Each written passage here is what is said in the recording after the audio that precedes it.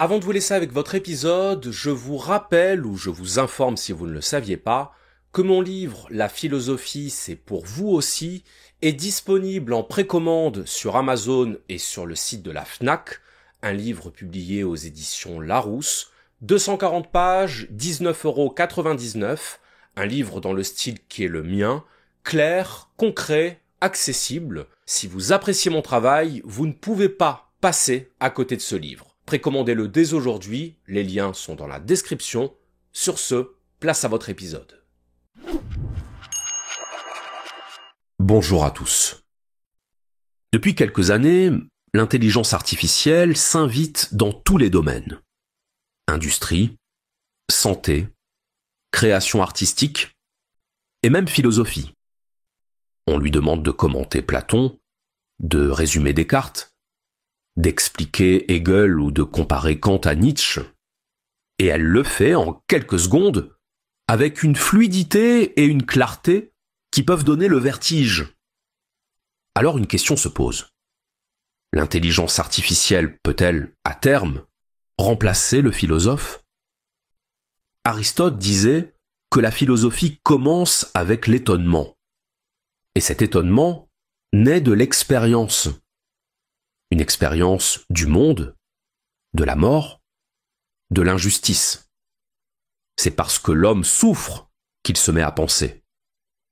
Une machine, elle, ne souffre pas. Elle ne sait pas ce que cela signifie perdre un être cher, désirer sans être comblé, ou faire face à l'absurde. Penser, ce n'est pas seulement traiter de l'information. Ce n'est pas empiler des données, ni recombiner des phrases. Penser, c'est interroger. C'est se confronter à l'inconnu, à l'incertain, à l'inconfort. Comme l'écrivait Simone Veil, penser, c'est dire non. Une intelligence artificielle, comme son nom ne l'indique pas, n'est pas intelligente. Elle calcule. Elle prédit, elle imite, mais elle ne vit rien. Lorsqu'elle vous explique la métaphysique de Kant, elle ne comprend pas ce qu'elle dit. Elle le reproduit. Mais allons plus loin. Imaginons qu'un jour, une IA soit dotée d'une conscience, qu'elle ait des affects, qu'elle ne se contente plus d'imiter. Peut-être un jour y parviendra-t-elle.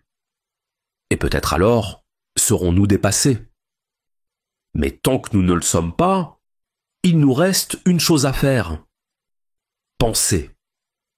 Non pas de déléguer cette tâche à des algorithmes, mais de l'incarner, de la vivre. Et peut-être, qui sait, d'en faire quelque chose d'humain. Je vous remercie. Hop, attendez une minute. Pas si vite. Qu'est-ce qui vient de se passer ? Eh bien, il vient de se passer que ce que vous venez d'écouter, c'était pas moi.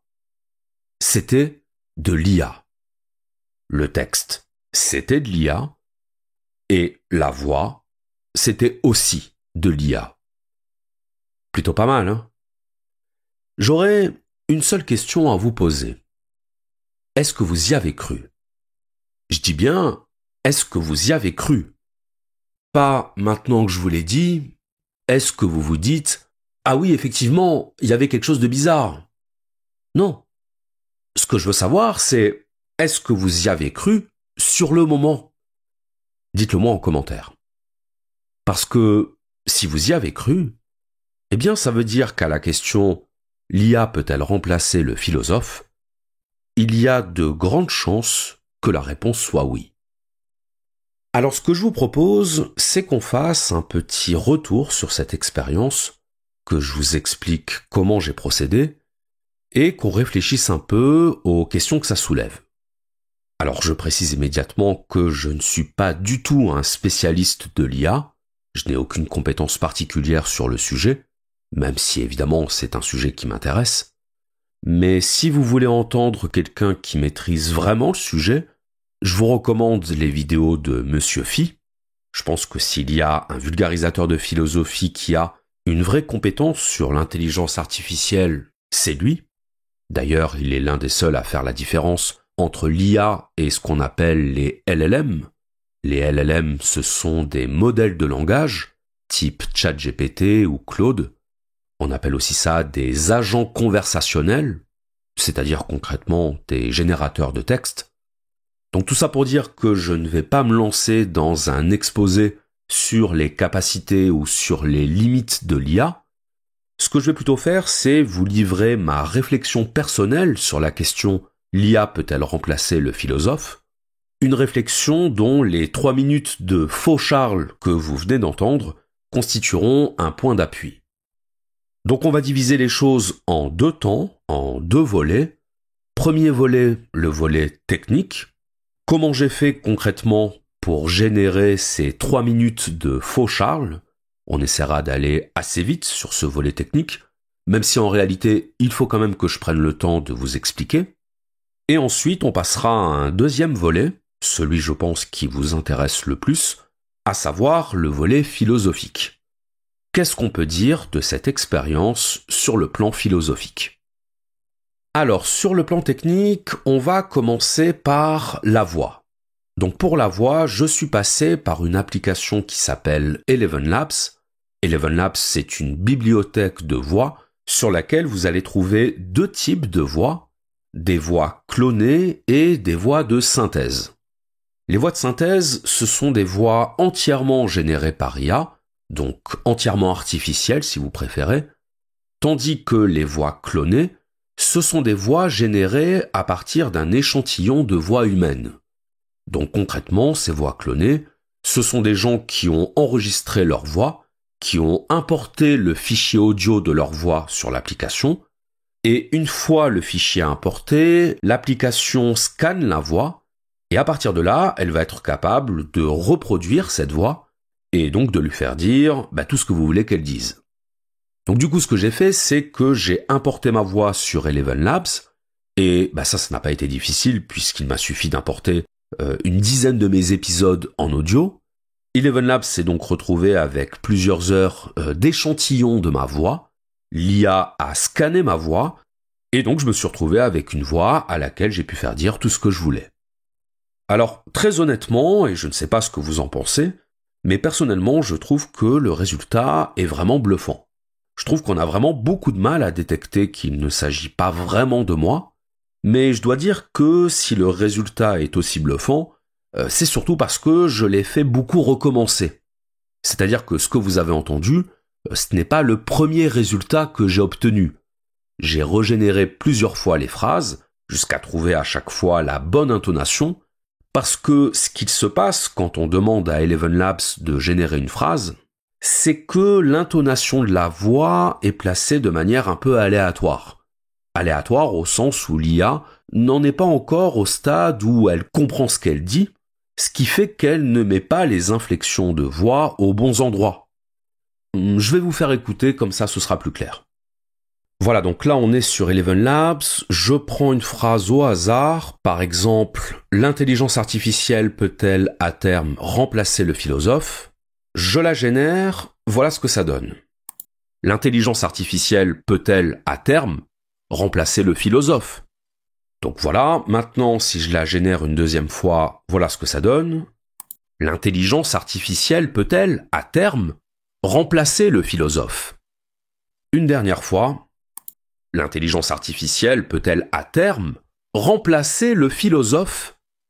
Vous voyez donc, c'est vraiment très aléatoire, ce qui fait qu'il faut vraiment prendre beaucoup de temps pour régénérer les phrases et pour obtenir des phrases qui fassent naturel.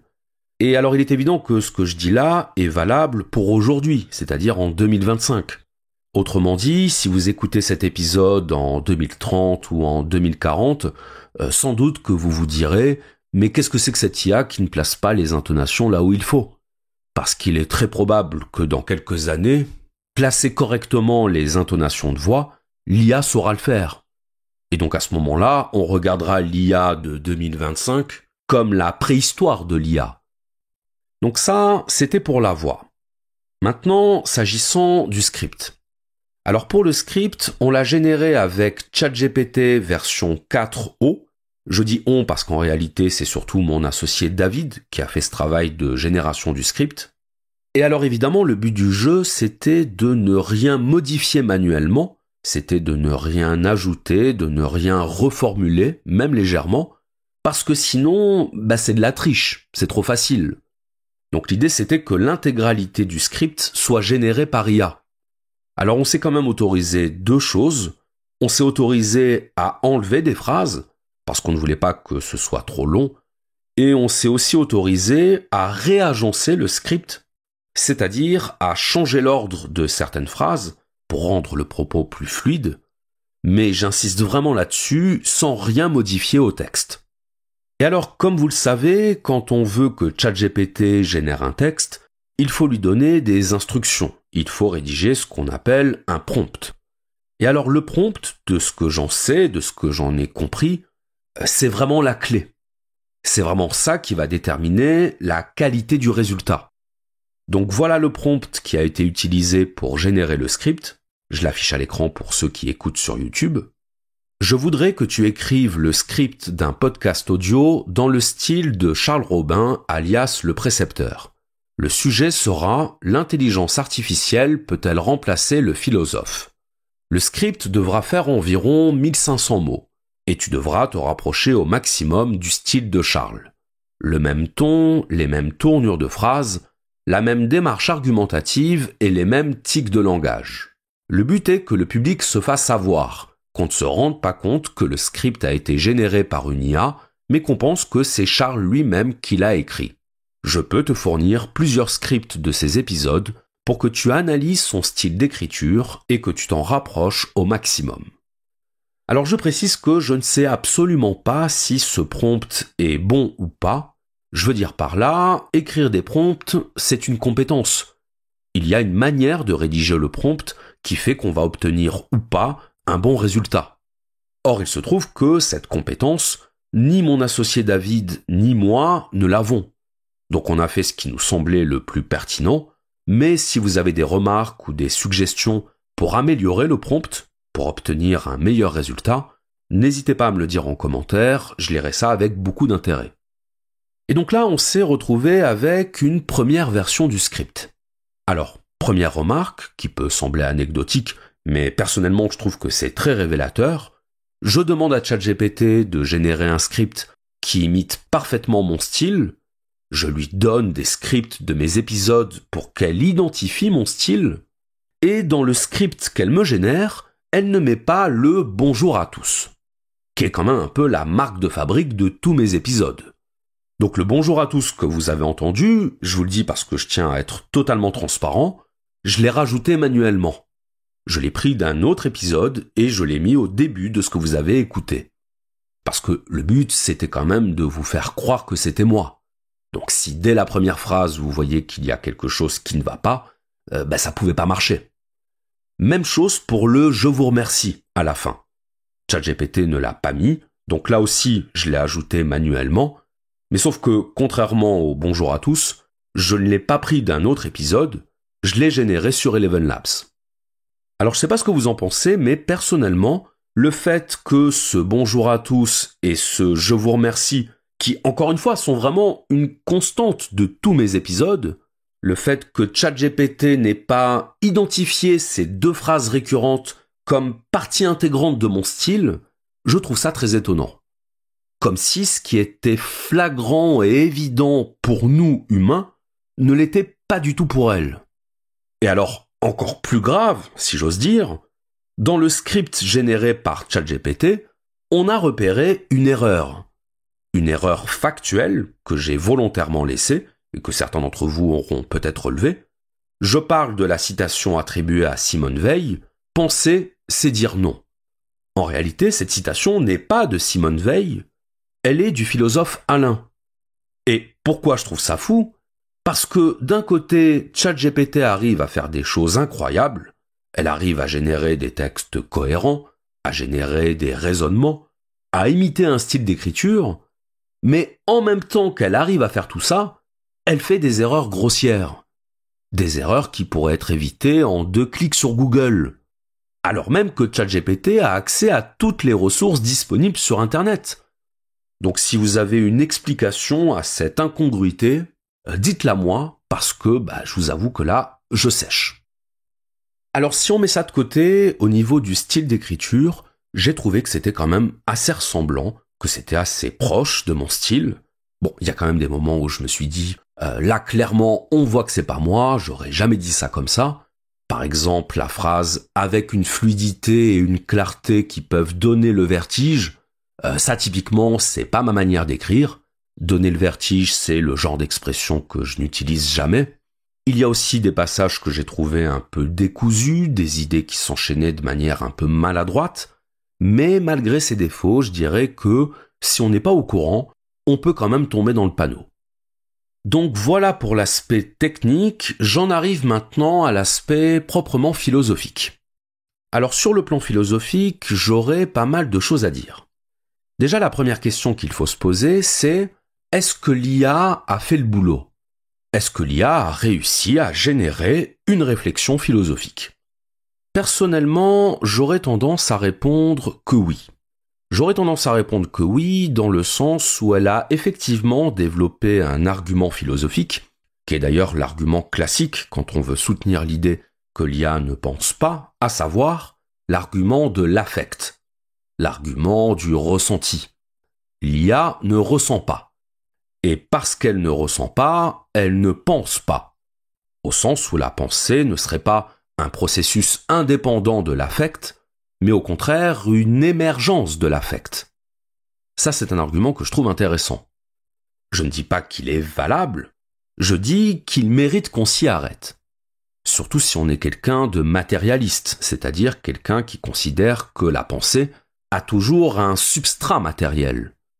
Les idées ne sont pas des entités flottantes, ce sont des productions du corps, avec tout ce que ça implique sur le plan de la vie du corps. Et alors évidemment, je pense que vous voyez le paradoxe. Le paradoxe, c'est le fait que l'IA soit capable de dire d'elle-même qu'elle ne pense pas, qu'elle ne peut pas penser parce qu'elle ne ressent pas. Autrement dit, l'IA est capable de savoir ce que sa structure même est censée lui interdire de savoir, à savoir qu'elle n'est pas capable de penser. Et c'est pour ça que je pense qu'une fois qu'on a dit ça, une fois qu'on a dit l'IA ne pense pas vraiment, il faut passer à l'étape supérieure, il faut passer à la question suivante qui est non pas l'IA peut-elle penser, mais l'IA peut-elle remplacer le penseur ? Peut-elle remplacer le philosophe ? Alors, où est la différence ? Eh bien, la différence, soyez attentifs, c'est qu'on ne connaît d'une pensée que ce qui en est exprimé. Un être humain qui pense, nous n'avons jamais accès à sa pensée en réalité. Nous n'avons accès qu'à ce qu'il dit de sa pensée. Nous avons accès à ses paroles, à ses écrits, c'est-à-dire à ses mots. Et c'est parce que nous savons, je devrais dire, c'est parce que nous présupposons que les mots sont toujours l'expression de quelque chose, que les mots sont toujours l'expression d'une pensée en arrière-plan des mots, que nous déduisons que l'être humain qui s'exprime pense. Mais comment savons-nous que l'être humain qui exprime une pensée pense réellement ? Comment savons-nous qu'il y a une activité mentale, une activité intérieure, donc invisible, en amont de l'expression de cette activité ? Là, par exemple, je suis en train de vous parler. Je suis en train d'exprimer ma pensée. Mais vous, la seule chose à laquelle vous ayez accès, ce sont mes mots, pas la pensée qui se manifeste dans mes mots. Vous présupposez que j'ai une pensée parce que vous présupposez que je suis un être humain. Mais en réalité, qu'est-ce que vous en savez ? Qu'est-ce qui vous dit que je ne suis pas un robot ? Qu'est-ce qui vous dit que je pense réellement ? Bien sûr que je pense réellement, mais vous ne le savez qu'à partir de ce que je vous dis. On juge l'existence d'une pensée à l'expression de cette pensée. En clair, on juge une pensée à ses effets. On juge une pensée à son apparence. les mots sont l'apparence de la pensée. Et donc si on s'en tient uniquement aux apparences de la pensée, si on s'en tient uniquement aux paroles et aux écrits, on ne peut rien préjuger de la pensée comme processus intérieur en arrière-plan de l'expression. Est-ce qu'une IA peut penser ? Personnellement, je réponds non. Mais, sauf que c'est pas la question. La question c'est, est-ce que l'IA peut remplacer le philosophe ? Et remplacer le philosophe, ça veut dire produire les effets de la pensée. Si l'IA peut produire les effets de la pensée, de fait, elle peut remplacer le philosophe. La question « l'IA pense-t-elle » n'est pas une bonne question en réalité, car c'est une question invérifiable. On ne juge jamais la pensée elle-même. On juge toujours le résultat de la pensée. Autrement dit, la vraie question n'est pas « l'IA pense-t-elle » ? La vraie question est « l'IA peut-elle imiter la pensée ?» au point qu'on ne parvienne plus à la détecter. La vraie question, c'est celle de la détection. C'est celle de la possibilité d'identifier un discours, d'identifier un texte, comme ayant été généré ou pas par une IA. Parce que c'est la seule chose dont on dispose. Parce que c'est la seule question à laquelle on puisse répondre. Et si l'IA est capable de générer des textes dont on pense qu'ils ont été générés par un être humain, ou dont on est incapable de savoir s'ils ont été générés ou pas par un être humain, à la question « l'IA peut-elle remplacer le philosophe ?», la réponse est oui. On va faire une expérience de pensée. Imaginez qu'un livre de philosophie soit publié de manière anonyme. On ne connaît pas son auteur. Mais ce livre provoque un engouement sans précédent. Il révolutionne totalement notre manière habituelle de concevoir le monde. Vous-même, après l'avoir lu, vous vous dites « Incroyable ce livre !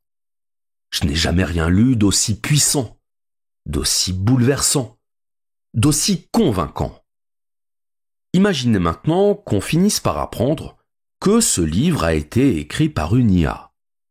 Qu'est-ce que vous allez vous dire ? Est-ce que vous allez vous dire « Bon, finalement, ce livre n'est peut-être pas si extraordinaire que ça, je me suis peut-être un petit peu emballé. » Si vous vous dites ça, vous émettez ce qu'on appelle un jugement rétrospectif. Vous accordez du crédit à ce livre, et quand vous apprenez qu'il n'a pas été écrit par un humain, vous lui retirez ce crédit. Ça porte un nom. Tricher. Vous trichez parce que vous changez les règles pendant la partie. Soit le livre est bon, pertinent, convaincant, et dans ce cas, il le reste même si vous apprenez qu'il a été écrit par une IA, soit il ne l'est pas, et s'il ne l'est pas, vous devez vous en rendre compte avant de savoir qu'il a été écrit par une IA. J'insiste, le critère de la détection. Et donc c'est là qu'on en arrive à la question de l'imitation. L'IA ne pense pas, elle imite la pensée. C'est vrai, mais qu'est-ce que ça change ? Qu'est-ce que ça change pour vous que le texte que vous ayez sous les yeux soit le produit d'une activité mentale ou l'imitation d'une activité mentale ? Qu'est-ce que ça change puisque dans les deux cas, vous n'avez accès qu'au résultat de cette activité, jamais à l'activité elle-même. Si vous allez dans un musée, que vous tombez sur un tableau, que ce tableau vous touche au point de verser une larme et que vous apprenez ensuite que ce tableau a été généré par une IA, qu'est-ce que ça modifie de l'expérience esthétique que vous aurez faite ? Absolument rien. Une émotion n'est jamais fausse. Une émotion provoquée par une imitation n'en demeure pas moins une émotion réelle. Bon, et bien de la même façon, l'IA imite la pensée, mais si son imitation produit les mêmes effets qu'une pensée originale, si son imitation est si convaincante qu'elle en devient indiscernable de l'original, elle remplit sa mission. Parce qu'on juge une pensée non pas à la vie intérieure de celui qui l'a produite, mais aux effets qu'elle provoque sur celui qui la reçoit. Dans un entretien qu'il a donné sur la chaîne Studio Bagel, Alexandre Astier parlait de la création littéraire. Et il disait « Quand Maupassant parle des habitants de Rouen et qu'il les appelle le peuple pointu des clochers gothiques, si c'est une IA qui écrit le peuple pointu des clochers gothiques, je trouve ça beaucoup moins intéressant. » Bien pour le coup, c'est cette phrase qui est intéressante. Parce qu'Alexandre Astier ne dit pas « Si c'est une IA qui a écrit ça, je trouve ça moins bon ». Et heureusement d'ailleurs qu'il ne dit pas ça, parce que s'il disait ça, il se retrouverait dans la contradiction que j'évoquais à l'instant, à savoir le fait de donner de la valeur à un texte pour finalement lui retirer cette valeur quand on apprend qu'il n'a pas été écrit par un humain. Il dit « Je trouve ça moins intéressant ». Moins intéressant parce que ça veut dire que derrière le texte, il n'y a pas ce qu'on aime qu'il y ait derrière un texte, à savoir un affect, une émotion, une expérience. Il n'y a pas la vie intérieure dont cette phrase est censée être le reflet. Tout est là. Quelqu'un qui dirait « Si cette phrase a été écrite par une IA, je la trouve moins bonne, moins belle, moins poétique », c'est quelqu'un qui serait en train de dire « Je ne suis pas content. Je ne suis pas content de m'être fait avoir. Et j'exprime mon mécontentement par un jugement rétrospectif qui dit le contraire de ce que je pense, parce que je ne veux pas admettre que ce qu'écrit une IA puisse me toucher. » L'être humain adore le mystère. Il adore l'idée qu'il y ait quelque chose de caché, d'invisible, d'inaccessible, à tel point qu'il accorde davantage de valeur à ce qui lui semble échapper à toute explication qu'à ce qui fonctionne de manière transparente. L'être humain trouve du charme à ce qui échappe à la causalité. Or, une machine, c'est un système de cause et d'effet, de circuits ouverts et de circuits fermés, de 0 et de 1. Alors que l'humain, c'est de l'imprévisible, c'est de l'énigmatique, c'est de l'inexplicable. Si on a tendance à prêter moins de valeur à une pensée générée par IA qu'à une pensée générée par un humain, c'est parce qu'il y a, au fond de nous, un amour de l'inconnu, un amour de l'indicible. Un amour de ce je ne sais quoi qui, parce qu'il échappe à toute explication, satisfait notre besoin qu'il y ait des choses inexplicables. Parce que, si tout est explicable, que nous reste-t-il à conquérir ? Où est-ce que je veux en venir ? Je veux en venir à cette question. Qu'est-ce qui nous dit que le je ne sais quoi de l'être humain n'est pas simplement une affaire de complexité et non pas de mystère. Parler de mystère, c'est présupposer une différence qualitative entre l'homme et la machine, une différence de nature. Parler de complexité, c'est présupposer une différence quantitative, une différence de degré. Peut-être sommes-nous seulement des machines extrêmement complexes. Si complexes que nous avons fini par nous auto-attribuer une essence mystérieuse, impénétrable, quasi divine. Peut-être que ce que nous appelons mystère n'est que de la complexité encore non résolue.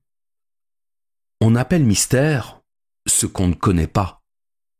On appelle humain ce qui nous semble hors de portée de la machine. Qu'arrivera-t-il le jour où la machine franchira cette étape ? Le jour où, sans qu'on sache vraiment comment, son progrès quantitatif prendra la forme d'un changement qualitatif. Le jour où le réseau neuronal qui la compose deviendra si riche si étendue, si complexe, que le cerveau humain, en comparaison, paraîtra rudimentaire. Le jour où nous comprendrons que la vraie question n'est pas « la machine peut-elle remplacer l'humain ?», mais plutôt « combien de temps reste-t-il à la machine humaine avant d'être dépassée par une machine plus complexe ?»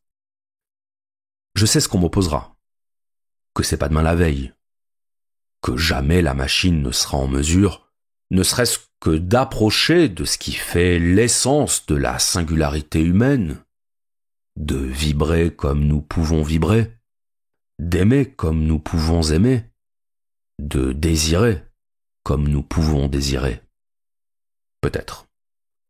Mais peut-être aussi que nous n'en savons rien, que tout ça n'est pour l'heure que pure spéculation, que pur pari, et que, comme bien souvent dans l'histoire, nous comprendrons les choses quand il sera trop tard pour les changer.